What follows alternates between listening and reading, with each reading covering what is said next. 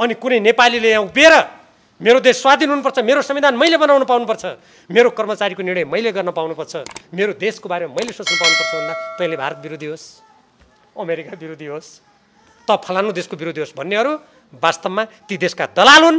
देशको देशभक्तिलाई दबाएर कुनै व्यक्तिले यस्तो भन्ने आँट नगरोस्, त भारत विरोधी देश भने त भारतले मलाई आएर मार्ला कि अब डरले थरथर कापेर बोल्न नसकोस्, त अमेरिका विरोधी देश भनेपछि बोल्न नसकोस् सत्य कुरा भनेर उनीहरूले गरेको कुप्रचार हो। यो कुप्रचारमा परेर तपाईँहरू कोही पनि नडराउनु होला। अब एउटा मैले अनि यत्रो नेपाल राज्य कसरी थाम्ने? त्यो सम्भव छ? मलाई शक्ति दिनुहोस्। मैले भनेको कुरामा दम छ, तर्क छ भने हामी सहकार्य गरौँ, तर दिग्भ्रममा राखेर भ्रममा बाँच्ने होइन।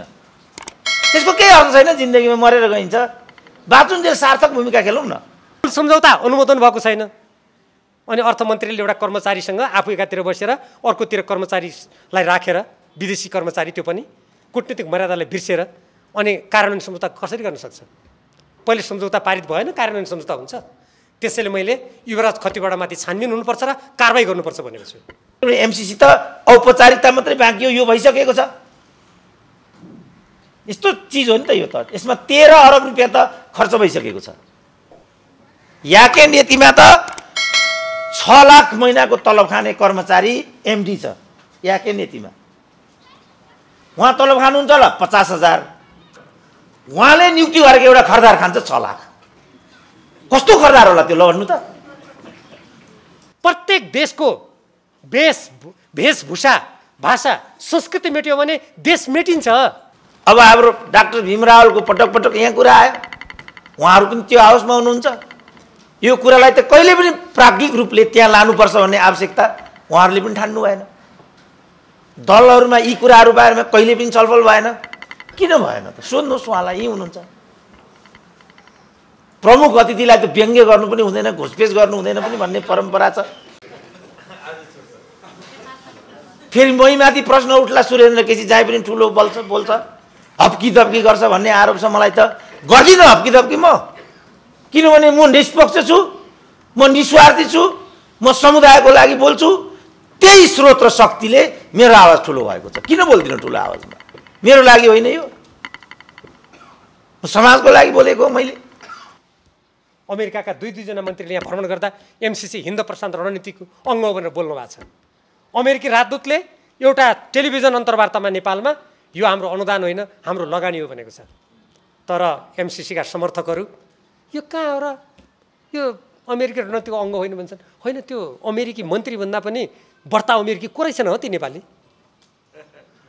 तिनको शल्यक्रिया गरेदेखि तिनको मुटुमा नेपाल छ कि कुनै विदेशीको मानचित्र छ सायद देखिने थियो होला।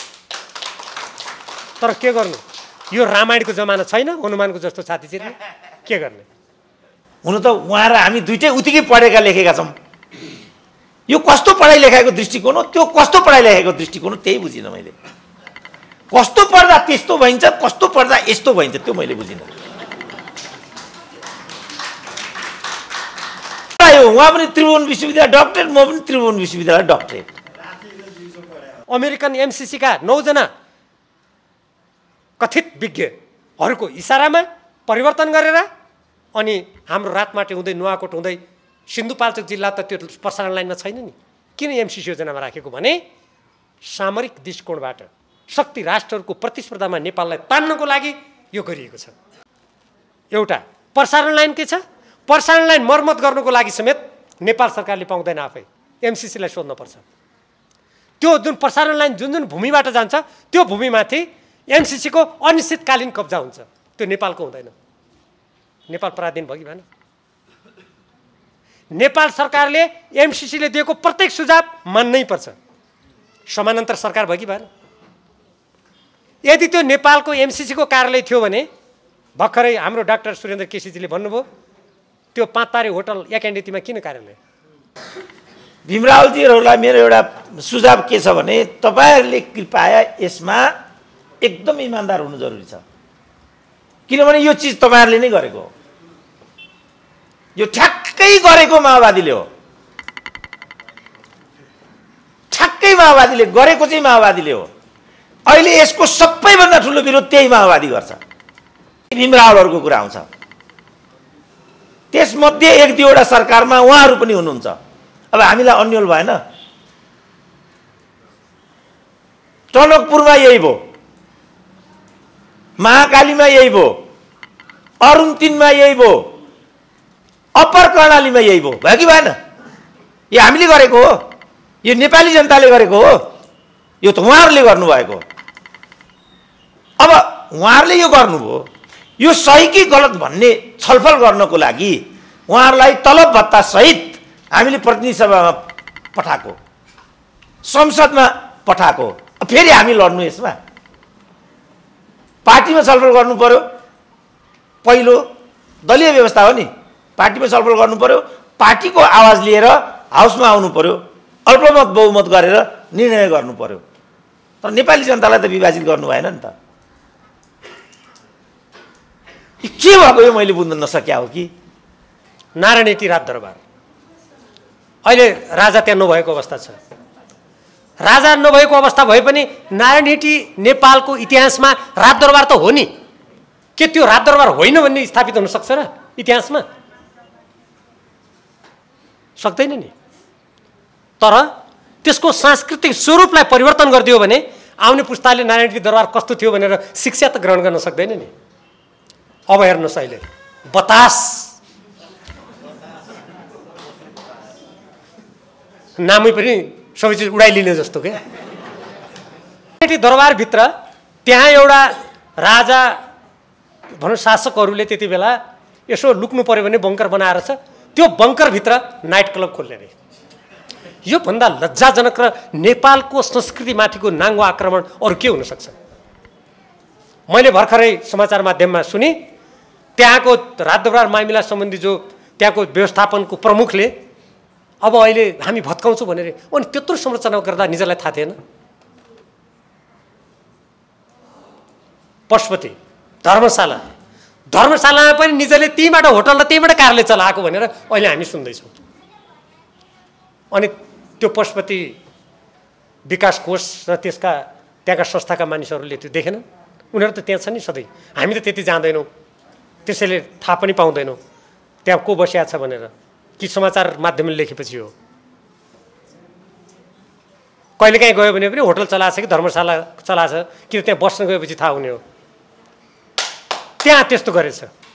अब अरू ठाउँमा पनि थुप्रै ठाउँहरूमा जुन यस्ता खालका हाम्रा ऐतिहासिक स्थलहरू थिए त्यसलाई धमाधम त्यसलाई विकृत गर्ने बिगार्ने एउटा अभियान चलेको भन्ने कुरा त अहिले समाचार माध्यममा आएको छ। यसको यो हेर्नु झट्ट हेर्दा कुनै व्यक्तिले नाफा कमाउन खोजे जस्तो मात्रै हामीलाई लाग्ला, होइन। यो हाम्रा संस्कृतिका मूल मर्महरूमाथिको प्रहार हो। यसको पछाडि को छन् अनुसन्धान गरेपछि मात्रै थाहा हुन्छ।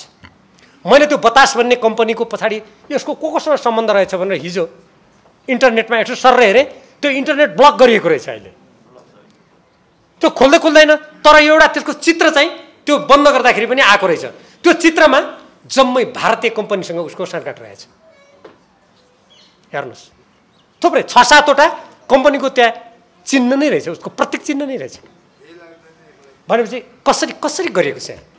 यो मैले किन क्षेत्रीय समाजको यो कार्यक्रममा उठाएको भने हामीले जुन यो देशको स्वाधीनताको लागि स्वतन्त्रताको लागि देश निर्माण गऱ्यौँ, हाम्रा दिदीबहिनीहरू आज यो पोसाक ल्याएर किन आउनुभयो भने हामी यस्तो थियौँ, हाम्रो सांस्कृतिक पहिचान हो भनेर तपाईँहरूलाई स्मरण गराउन आउनु भयो। सधैँ त यो लुगा उहाँहरू लाउनुहुन्न पक्कै हो, किन आजकलसम्म जमाना बदलिसक्यो। आजकल त हामी पाकिस्तानमा लाउने महिलाहरूको कुर्ता पाइजामातिर हामी बढी मोह गर्छौँ। कम्मरमा जोडसँग पटुका कसेर खेतमा काम गर्दा ढाड दुख्दैन भन्ने इतिहास त हामी बिर्सिसक्यौँ। त्यो स्थिति छ आज। त्यसकारण मैले नेपालको संस्कृतिको यो कुरा गरेर भाषाको अलिकति कुरा गर्छु। आज मौकामा भनिहालौँ, हाम्रा गाडीहरूमा इम्पोर्ट्स नम्बर राखिएको छ, इम्पोर्ट्स नम्बर अङ्ग्रेजी राख्ने रे। मैले प्रधानमन्त्री केपी ओलीदेखि पार्टीको बैठकदेखि विभिन्न सर्वदलीय बैठकमा समेत मैले इम्पोर्ट्स नम्बर तपाईँहरूलाई डिजिटल भन्छु जसलाई विद्युतीय रूपमा मानिसहरूलाई पत्ता लगाउनुको लागि राख्ने राख्नुहोस्, तर त नेपाली भाषा लेख्नुहोस् न। चीनमा हुने गाडीको नम्बरमा इम्पोर्ट्स नम्बर राख्दा डिजिटल विद्युतीय रूपमा मान्छेको सबै उसको अभिलेख राख्दा चिनिया भाषा प्रयोग गर्न मिल्ने, जापानमा राख्दा जापानी भाषा लेख्न मिल्ने, बङ्गलादेशमा राख्दा बङ्गलादेशी भाषा राख्न मिल्ने, नेपालमा नेपाली भाषा राख्न किन नमिल्ने? हाम्रो नेपाली भाषाको एकजना प्राध्यापक हुनुहुन्छ, उहाँहरूले धेरै ठुलो लडाइँ लड्नुभयो। प्रधानमन्त्री कहाँ जानु भएन कि कहाँ जानु भएन, हुँदा सर्वोच्च अदालतमा उहाँहरूले रिट हाल्नुभयो। हाम्रो अदालत त गजबकै छ, अदालतले उहाँहरूलाई हराइदियो।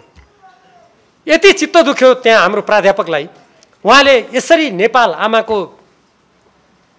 अस्तित्वमाथि हमला गर्यो अदालतले भन्दाखेरि उहाँलाई उल्टो अदालतको मानहानिको मुद्दा लगाइयो। जबकि प्रधान न्यायाधीशलाई नाम लिएर सडकमा गाली गर्नेहरू स्वतन्त्र रूपमा हिँडिरहेछन्। नेपाली भाषाको संरक्षण गर्नुपर्छ भनेर अदालतमा रिट हाल्ने प्राध्यापकलाई मानहानिको मुद्दा लगाइयो। उहाँले मलाई फोन गर्नुभयो, यो मान्छे मेरो उहाँसँग व्यक्तिगत चिन्जान त थिएन, यो मान्छे बोलिरहन्छ होला भनेर मलाई गर्नुभयो। मैले तत्कालीन महान्यायाधिवक्ता अग्नि खरेलजीलाई, हेर्नुहोस् नेपाली भाषाको संरक्षण गर्ने व्यक्तिलाई मानहानि लगाउने तपाईँले भूमिका खेल्नुहोस् भने त्यहाँ आजकल के भएको छ मेरो कुरा भएको छैन। तपाईँ अहिले बाटोमा हेर्नुहोस्, चिन्न पार्टीहरू नेपाली भाषामा कति भेट्नुहुन्छ? तपाईँहरू आज जाँदा अरू दिन तपाईँले त्यसको हेक्का राख्नु भएको छैन भने आज घर जाँदा यो काठमाडौँको सडक हेर्दै जानु होला, दुईतिरका नेपाली भाषामा लेखिएका चिन्न पार्टीहरू कति रहेछन्, जसलाई हामी अङ्ग्रेजीमा साइनबोर्ड भन्छौँ। तपाईँ मुस्किलले देख्नुहुन्छ। कहाँ जाँदैछ देश? यसको मतलब यो अङ्ग्रेजी भाषालाई घृणा गर्यो भन्ने ठान्नु होला। मैले भाषालाई घृणा गरे होइन, किनभने मलाई थाहा छ यो बाटोबाट समाज गलत ठाउँमा पुग्दैछ, यसले दुःख पाउँदैछ, त्यो कुरा मलाई थाहा छ। भर्खरै म हुम्ला पुगेर आएँ, एक माना चामल छैन त्यहाँ, एउटा सडक छैन त्यहाँ, सिमाना असरल छ त्यहाँ, राज्य छैन। म पुगेर आएँ, सिमानामा पुगेर आएँ। म भर्खरै हाम्रो चाहिँ उहाँ तुइन काटेर चाहिँ मान्छेलाई खोलामा हालिएको छ। त्यही क्षेत्रको प्रतिनिधि भन्छ यो दुर्घटना हो, यो घटना होइन। त्यो क्षेत्रमा तपाईँहरू बसोबास गर्नुहुन्छ, फेरि उसलाई नै भोट हाल्नुहुन्छ। बोल्नु परेन मैले? त्यो त्यो त्यो दुर्घटना हो। त्यो क्षतिपूर्तिको आवाज उठ्दैन। उहाँ गोविन्द गौतमको कुरा त्यही भयो। कञ्चनपुरमा सरेआम गोली ठोकेर मारेको छ। कमसेकम क्षतिपूर्ति देऊ त भन्नु पर्यो, भन्दैनन् अनि बोल्नु परेन मैले? त्यसकारण बोलेको, मेरो लागि बोलेको हो र। मलाई के चाहिएको हुन्छ? के पाउँछु मैले? भीम रावलजीहरू खुसी हुनुभयो भने के दिनुहुन्छ मलाई? आफै त आफ्नो लागि लडिरहनु भएको छ, उहाँहरू के दिनुहुन्छ मलाई? त्यसकारण म ठुलो बोल्छु। त्यसकारणले यो जो प्रश्न छ, हुन त यो स्वभावतः यो प्रश्न भनेको चाहिँ यो अल्पसङ्ख्यकको प्रश्न हो, जाति भाषा धर्मको प्रश्न। यो बहुसङ्ख्यकको प्रश्न होइन। सिद्धान्त त अल्पसङ्ख्यकहरू उत्पीडनमा पर्ने हुनाले सङ्गठित भएर आफ्नो स्वार्थको लागि जातीय संस्थामा गएका हुन्छन्। नियम चाहिँ यो हो। तर हाम्रो देशमा नेतृत्वले यसको सुस्पष्ट खाका नदिएको हुनाले मानिसहरूमा अन्यल भयो। किनभने ठाउँ ठाउँमा अनर्गल नाराहरू लागे, लखेड्छु भन्ने कुराहरू आए, कति ठाउँमा विस्थापित पनि हुनु पर्यो। त्यसपछि मान्छेले अस्तित्व जगर्नको लागि, बाँच्नको लागि सङ्गठित हुनुपर्छ कि भन्ने यो सोच लिएर आएको हुनाले ठुलो समुदाय पनि सङ्गठित हुनुपर्ने हो कि भन्ने एक खालको स्थिति उत्पन्न भयो। अब नेताहरूले भन्न सक्नुपर्छ ठुलोहरूको लागि आरक्षणको व्यवस्था स्वतः छ, सानाहरूको लागि मात्रै यो हो। सानाहरूले के आधारमा आरक्षण पाउने त? तपाईँ अहिले देख्नु भएको छ समावेशिताको कुरा आयो, त्यसको प्रयोग हेर्नुहोस् त कस्तो छ। कुनै एकजना ब्राह्मण नेताले जनजाति श्रीमती बिहा गरेको छ भने उसलाई जनजाति कोटामा आरक्षण गराएको छ, र कुनै एउटा जनजातिले ब्राह्मणमा बिहा गरेको छ भने त्यसलाई ब्राह्मणीबाट आरक्षित गराइदिएको छ। हेर्नु त समावेशिताको प्रयोग। अब सङ्घीयताको प्रयोग हेर्नुहोस् त, सङ्घीयताको कस्तो प्रयोग हो। साथीहरू अहिले भन्दैछ नि झ्यालै पछि मन्त्री, जम्मा 49 सदस्यीय मात्रै क्याबिनेट बनाउने 7वटा प्रदेशमा भन्ने सहमति रहेछ। अहिले त्यो 79 सदस्य क्याबिनेट भइसक्यो। एक मन्त्री बराबर 1 अरबको खर्च आउँदो रहेछ। त्यसका लागि सङ्घीयता ल्याएको हो त। त्यसपछि सङ्घीयता पनि बदनाम भयो, समावेशीयता बदनाम भयो, जातीयता बदनाम भयो, सिङ्गो प्रणाली नै बदनाम भयो। त्यसपछि आजको दिन आएको छ। बोल्नु परेन हामीले? गाउँ गाउँमा चाहिँ सिंहदरबार भनियो, पुग्यो त सिंहदरबार गाउँ गाउँमा, छ त गाउँ गाउँमा सिंहदरबार। त्यसपछि हामीले बोल्नु परेको, गम्भीर भइसक्यो। फेरि सिके राउतको टाउको उठिसक्यो। कर्मचारीलाई नाङ्गै बनाएर चाहिँ नगर परिक्रमा गराउने यो हुन थाल्यो। गाडी गुडीहरू जल्न थाले, जलाइन थाले। हेर्नुहोला, फेरि नेपालमा जातीय प्रवृत्तिले टाउको उठाउँदैछ। फेरि असुरक्षाको स्थिति बन्दैछ। यसको स्रोत के हो? अहिले भर्खरै मेरो मित्र सुरेन्द्र केसीले भन्नु, उहाँलाई मैले जवाफ दिएको होइन। म एउटा कुरामा गौरव गर्छु, मैले नेपालको स्वाभिमान, स्वतन्त्रता, अखण्डता, नेपालको अस्तित्व, संस्कृतिलाई मेटाउने जुन त्यो खरेको खोला जस्तो आएर गडगडाएर त्यसलाई बगाउन खोजेको थियो, मैले सक्दो तगारो हालेँ। कहीँ हातले छेकेँ, कहीँ कलमले छेकेँ, कहीँ आवाजले छेकेँ। मैले संविधान सभामा त्यो भूमिका खेलेँ। हुनसक्छ मेरो भूमिका पर्याप्त नभएको होस्। म मात्र होइन, मैले यसको मतलब म मात्र थिएँ भनेको होइन। यो राष्ट्रको स्वाधीनता, स्वतन्त्रता, अखण्डता र हितको लागि, रक्षाको लागि, सुरक्षाको लागि निरन्तर उठाइरहनुपर्छ र त्यसलाई जारी राख्नुपर्छ हामीले। प्रचण्डले त के भनेको, एमसीसी हाम्रा पालामा भएको भन्ने त सुने, तर मेरो टेबलमा त्यो सम्बन्धी कागज कहिल्यै पनि आएन अरे। अनि त्यसैले कसको टेबलमा आयो त? मेरो। अहिले भन्छन् सुरेन्द्र केसी CIA को एजेन्ट हो। हिजोसम्म त को एजेन्ट भन्थे, अस्ति दरबारिया भन्थे, अब त CIA को एजेन्ट पो भन्न थाले त घाँटे। क्यार्ने हो? यो के भएको यस्तो? त्यसकारण मेरो निष्कर्ष के हो भने यो काम हामीले अविलम्ब रोक्नुपर्छ। हामीले जिम्मेवार हुनुपर्छ। कुनै पनि कुरा उठाउँदा आधिकारिक रूपमा उठाउनुपर्छ। हरेक कुरामा हामी गम्भीर हुनुपर्छ र जवाफदेही हुनुपर्छ र पारदर्शी हुनुपर्छ र हामीले शिर ठाडो गरेर भन्नुपर्छ यसमा भएको यस्तो हो। यसकारणले अन्यल उत्पन्न भएको हो। यो अन्यललाई चिरेर हामी नेपाली जनतालाई चाहिँ सफलतामा, समृद्धिमा र सुशासनमा पुर्याउँछौँ र पुर्याउनेछौँ। यो काम हाम्रो हो। आज त हाम्रो काम अन्यल खडा गर्ने भयो। अन्यल खडा गर्ने काम हाम्रो होइन। हामीले नै अन्यल खडा गर्ने भने जनता दिग्भ्रमित हुँदैन। म हुम्ला पुगेर आएँ, सिमाना मिचियो भनेर रावलजी तपाईँ गृहमन्त्री हुनुभयो, रक्षा मन्त्री हुनुभयो, तपाईँलाई पत्यार लाग्दैन होला। हुम्लाको सिमकोटबाट 5 किलोमिटर अगाडि बढिसकेपछि नेपाल सरकार भन्नेको एउटा पनि उपस्थिति छैन त्यहाँ। हुम्लाको जुन सिमाना हो टिबेटसँगको, त्यो टिबेटमा नेपाल राज्य भन्नेको कुनै केही, बाफरे कसरी हाम्रो देश संरक्षित भयो होला? जुन देशको लागि हाम्रा पूर्वजहरूले इन्च इन्चमा रगत र पसिना बगाएको छ, इन्च इन्चमा। आज हामीलाई हुम्लामा पुग्न त्यत्रो लाग्यो। थाहा छ हुम्लाको खर्च कति हो? हुम्लाको खर्च र सिङ्गापुर पुगेर आउने खर्च एउटै हो। म हुम्ला 2 लाख खर्च गरेर 4 जनाको टिम लिएर गएँ। 4 जनाकै टिम लिएर नेपाल सरकारको टिम पनि गएकोमा 2 लाखको खर्चले मैले हुम्ला भ्रमण गरेर आएँ। नेपाल सरकारले त्यही भ्रमण गर्दाखेरि 9 लाख खर्च गरेछ। 9 लाख खर्च गरिकन हुम्ला भ्रमण गरेर आउने परिणाम नेपाली जनताले थाहा नपाउने भनेपछि हाम्रो राज्य प्रणाली कहाँ छ? यस्तोमा सामाजिक सङ्घ संस्थाहरूको के भूमिका हुनुपर्ने, के भूमिका हुन सक्छ, त्यो कुराको खोजी पनि तपाईहरु जस्तो यस खालका भेलाहरूका विषयवस्तु हुनुपर्ने भन्ने मलाई लाग्छ। तर त्यस्तो मैले कहिल्यै भएको पाइनँ।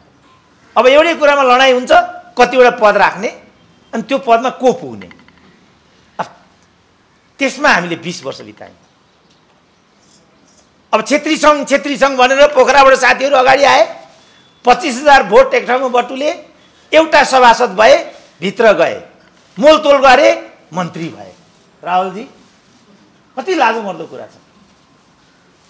त्यसपछि खतराको कांग्रेस पार्टी भित्र पसे, अब प्रदेशको मन्त्री भए। तपाईहरु ताली बजाएको बजाए हुनुहुन्छ।